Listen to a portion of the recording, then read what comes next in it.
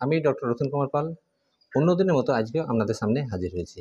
তা বন্ধুরা, এখন প্রায় মানুষের মধ্যে হাঁচি, নাক দিয়ে জল আসা, চোখ জ্বালাপোড়া করা, চোখ কুটকুট করা এবং জ্বরের মতো সমস্যা তৈরি হওয়া, এই সব সমস্যা সব অ্যালার্জির কারণে কিন্তু হচ্ছে।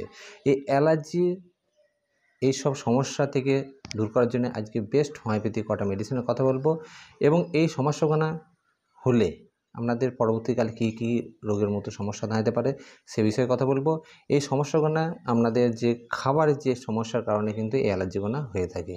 তা বন্ধুরা, ভিডিওটি গুরুত্বপূর্ণ হতে চলেছে, অবশ্যই সঙ্গে থাকবেন। আমার ইউটিউব চ্যানেলে যেসব নতুন বন্ধুরা এসেছেন সকলকে আমার তরফ থেকে শুভেচ্ছা রইল। তা বন্ধুরা, অ্যালার্জি এখন প্রায় মানুষের মধ্যে আছে। প্রত্যেকটা ফ্যামিলির মধ্যে কারো না কারোর একজনের না একজনের অ্যালার্জি কিন্তু অবশ্যই আছে। তাই অ্যালার্জি এক ধরনের তো অ্যালার্জি নেই। কারো হচ্ছে ডাস্ট অ্যালার্জি, কারো হয়েছে হয়তো দেখবেন যে ঠান্ডার অ্যালার্জি, কারো ফুড অ্যালার্জি, কারো হয়তো দেখবেন বংশগত অ্যালার্জির সমস্যা আছে। অ্যালার্জির সমস্যা কারো না কারো কোনো সমস্যার কারণে আছে। এবং ফুড অ্যালার্জি, একটা খাবারের অ্যালার্জি কিন্তু নেই। প্রত্যেকটা খাবারে একজনের জন্য এক এক রকম খাবারে কিন্তু অ্যালার্জি অবশ্যই আছে। তা এই অ্যালার্জির সমস্যা হলে যদি অ্যালার্জির সমস্যা যদি দীর্ঘদিন যদি ভোগেন, তাহলে আমাদের শরীরে নানা রকম সমস্যা কিন্তু তৈরি হতে থাকে। যেমন অ্যালার্জির সমস্যার কারণে আমার নাকের মধ্যে দেখবেন যে পলিপাসের মধ্যে সমস্যা তৈরি হতে পারে এবং নাকের মধ্যে আপনার ঘায়ের মধ্যে সমস্যা হতে পারে এবং নাকের মধ্যে দেখবেন যে আপনার সাইনাসের মতো সমস্যা দেখা দিতে পারে। পরবর্তীকালে আমরা যে দীর্ঘদিন যদি আপনার অ্যালার্জির সমস্যা ভোগার জন্য আপনার কি বুকে নিউমোনিয়ার মতো সমস্যা তৈরি হতে পারে, হাঁপানি, দম, শ্বাসকষ্ট এর মতো কিন্তু সমস্যা তৈরি হতে পারে। তাই এই অ্যালার্জি আপনাকে অবশ্যই লক্ষ্য রাখতে হবে যে কিসে থেকে আপনার অ্যালার্জিটা তৈরি হচ্ছে, কোন কারণে আপনার অ্যালার্জিটা আছে। সে ডাস্ট অ্যালার্জি, না আপনার কোনো ঘাসে অ্যালার্জি, না কোনো খাবারে অ্যালার্জি, না আপনার ঠান্ডার অ্যালার্জি, সেটাকে আপনাকে লক্ষ্য রাখতে হবে। তাছাড়া আপনার যে এই অ্যালার্জির সমস্যা ভুগতে আপনার একবারে নাজেহাল হয়ে পড়বেন। এই অ্যালার্জির কারণে আপনি হয়তো কোনো জায়গায় বেরিয়েছেন, পাশ দিয়ে একটা হয়তো গাড়ি বেরিয়ে গেল, ধুলোকালির কারণে আপনার সেই রাস্তার মাঝে হাঁচি, নাক মুখ একবার লাল করে, চোখ দিয়ে জল এসে, নাক দিয়ে জল এসে একবারে কাছাকাছি অবস্থা চলে আরম্ভ হয়ে যাবে। তাছাড়া অনেকের ক্ষেত্রে দেখবেন যে একটু ঠান্ডা জল বা ঠান্ডা কোল্ড ড্রিঙ্কস খাওয়ার ফলে গলার কাছে মনে হচ্ছে সেলেসা দাঁড়িয়ে আছে, নাক দিয়ে জল আসে, হাঁচি, সঙ্গে সঙ্গে কাশি বা একটু শ্বাসকষ্ট বা দমের মতো সমস্যা কিন্তু স্টার্ট হয়ে যাচ্ছে। তাই এগুলো সবই কিন্তু অ্যালার্জির কারণে, যাতে অ্যালার্জির সমস্যার কারণে এসব তৈরি হয়েছে, তাদের জন্য বেস্ট হোমিওপ্যাথি কটা মেডিসিনের কথা বলবো, আপনারা ব্যবহার করে সুস্থ হতে পারেন।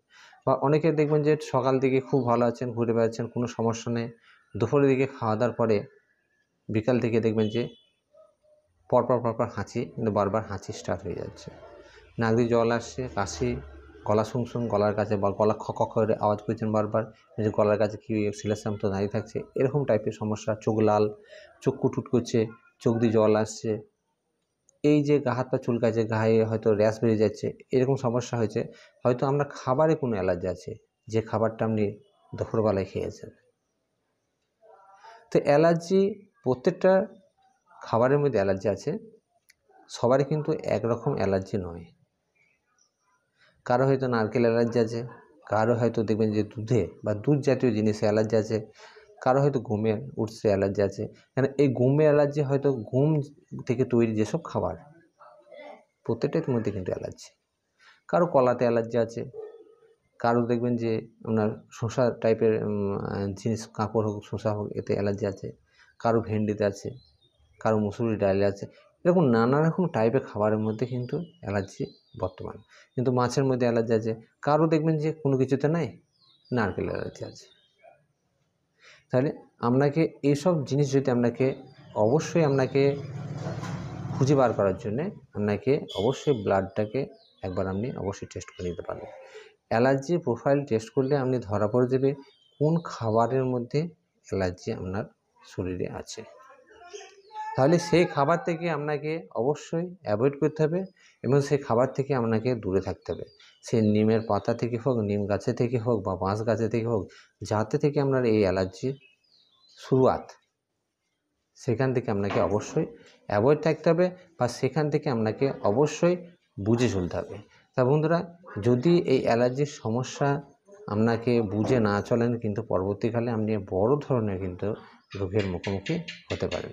তাই জন্যে এই অ্যালার্জির সমস্যা যাদের তৈরি হয়েছে, অ্যালার্জির জন্যে আপনার মাথা যন্ত্রণা করছে, অ্যালার্জির জন্যে আপনার হয়তো ঘাড় ব্যথা করছে, অ্যালার্জির কারণে আপনার হয়তো মুখে কোনো স্বাদ পেয়েছেন না, অ্যালার্জির কারণে নাক দিয়ে জল আসার কারণে বা পলিপেসার কারণে নাকে কোনো গন্ধ বা সুবাস কিন্তু আপনার নাকে আসছে না, অনেকে পারফিউমে অ্যালার্জি আছে, অনেকে হয়তো পাউডারে অ্যালার্জি আছে, সব আলাদা আলাদা টাইপের কিন্তু অ্যালার্জি মানুষের মধ্যে বর্তমানে।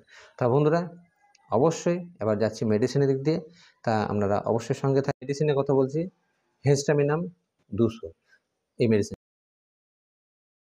হিস্টামিনাম 200 এই মেডিসিনটি আপনাদের শরীরে যে কোনো অ্যালার্জি, সে পলিউশন অ্যালার্জি হোক বা ডাস্ট অ্যালার্জি হোক বা আপনার যে কোনো খাবারে অ্যালার্জি হোক বা ঠান্ডার অ্যালার্জি হোক, যে কোনো টাইপের অ্যালার্জির কারণে আপনার হাঁচি, সর্দি, নাক দিয়ে জল আসা, চোখ কুটকুট করা এবং আপনার গলার কাছে মধ্যে সেরেসা দাঁড়িয়ে আছে এবং গায়ের মধ্যে কোনো র্যাশ বের হওয়া, নাকে কোনো গন্ধ না পাওয়া, মুখে কোনো স্বাদ না পাওয়া, এরকম টাইপের যদি সমস্যায় ভোগেন, সেক্ষেত্রে আমরা হিস্টামিনাম 200 এই পোটেন্সি মেডিসিনটি আমরা সুন্দর কাজ করবে। এই মেডিসিনটাকে আপনাদেরকে ব্যবহার করতে হবে 2 ফোঁটা করে সারাদিনে 3 বার, সকালে, দুপুরে, রাত্রে, সামান্য একটু জল মিশিয়ে অবশ্যই খালি পেটে ব্যবহার করুন। এরপরে নেক্সট মেডিসিনের কথা বলবো, সেটা হচ্ছে এলিয়াম সেপা 30 পোটেন্সি। সেপা 30 পোটেন্সি হোমিওপ্যাথি মেডিসিনটি হঠাৎ যদি কারো দেখবেন যে নাক দিয়ে জল আসার মতো সমস্যা, এবং যেমন একটা দেখবেন এটা পেঁয়াজ বা রসুন ছাড়ালে যেমন হয়তো নাক দিয়ে মুখ দিয়ে আমাদের কেমন একটা জল আসা, মানে সর্দি লেগে গিয়েছে, নাক দিয়ে জল আসা, একটা হাঁচি আসার মতো সমস্যা, কারণ মুখটা একটা থমথমে ভাব যেমন একটা দেখায়, একটা মোমেন্ট আপনারা অবশ্যই বুঝতে পারছেন, সেরকম টাইপের যদি আপনার মোমেন্ট তৈরি হয়, সাথে সাথে হাঁচি, সাথে সাথে আমরা দেখবেন যে চোখ মুখে একটা ফনফনে ভাব, গায়ে হালকা জ্বরের মতো সমস্যা দেখা দেয়, সেক্ষেত্রে আমরা অবশ্যই এলিয়াম সেপা 30 পোটেন্সি মেডিসিনটা ব্যবহার করতে পারেন।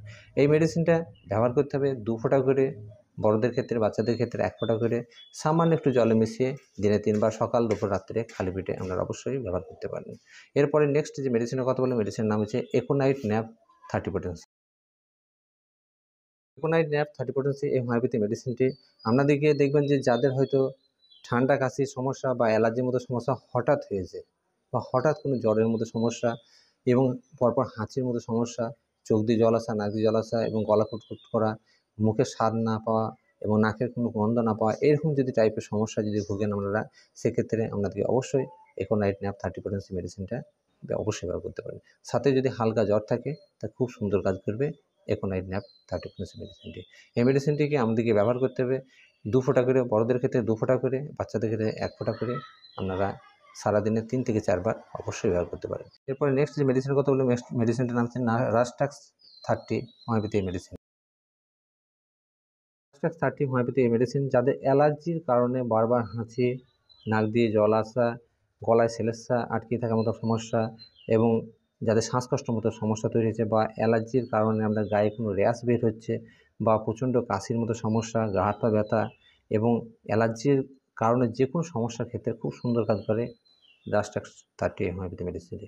এই মেডিসিনটি বড়দের ক্ষেত্রে 2 ফোঁটা করে, বাচ্চাদের ক্ষেত্রে 1 ফোঁটা করে সামান্য একটু জল মিশিয়ে দিনে 4 বার অবশ্যই ব্যবহার করতে পারেন। তা বন্ধুরা, এরপরে নেক্সট যে মেডিসিনের কথা বলবো, সেই মেডিসিনটির নাম হচ্ছে পোথোস মাদার টিংচার।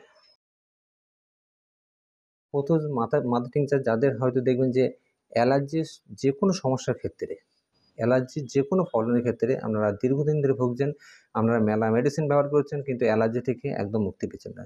আপনাদের অ্যালার্জির কারণে শ্বাসকষ্ট, দম লাগা, হাঁপানির মতো সমস্যা, নাক দিয়ে জল আসা এবং সকালের দিকে ভালো আছেন, বিকালের দিকে ঠান্ডা সমস্যা, যদি কোনো খাবারে যদি আপনার যদি এই অ্যালার্জির সমস্যা থাকে, সেক্ষেত্রেও খুব সুন্দর কাজে পোথোস মাদার টিংচার। এই পোথোস মাদার টিংচার দিয়ে আপনারা ব্যবহার করতে হবে বড়দের ক্ষেত্রে 10 ফোঁটা করে, আধ কাপ উষ্ণ গরম জলে মিশিয়ে দিনে 3 বার অবশ্যই খালি পেটে ব্যবহার করতে হবে। বড়দের ক্ষেত্রে এটাকে 10 ফোঁটা করে, বাচ্চাদের ক্ষেত্রে 5 ফোঁটা করে সামান্য একটু জলে মিশিয়ে দিনে 3 বার সকাল, দুপুর, রাত্রে খালি পেটে আপনারা অবশ্যই ব্যবহার করবেন। তা বন্ধুরা, তো এই পোথোস মাদার টিংচার ব্যবহার করবেন, সাথে সাথে আপনারা অবশ্যই আপনাদেরকে যেসব খাবারে আপনাদের অ্যালার্জির সমস্যা হচ্ছে, সেখান থেকে আপনারা অবশ্যই অ্যাভয়েডভাবে চলবেন। এবং সাথে সাথে আপনাদেরকে অবশ্যই কেয়ার নিতে হবে যে আপনাদের অ্যালার্জি যে প্রবলেমের কারণে আসছে সেটাকে খুঁজে বার করা এবং সেটাকে বন্ধ করা অবশ্যই। তো বন্ধুরা, যদি ভিডিও ভালো লাগে অবশ্যই লাইক দেবেন। যদি আমার ইউটিউব চ্যানেল নতুন হয়ে থাকেন অবশ্যই চ্যানেলটিকে সাবস্ক্রাইব করবেন। তা বন্ধুরা, পরবর্তী নতুন একটা ভিডিও নিয়ে আপনাদের সামনে হাজির হব। সকলে ভালো থাকুন, সুস্থ থাকুন এবং নিজের শরীরের প্রতি অবশ্যই খেয়াল রাখুন।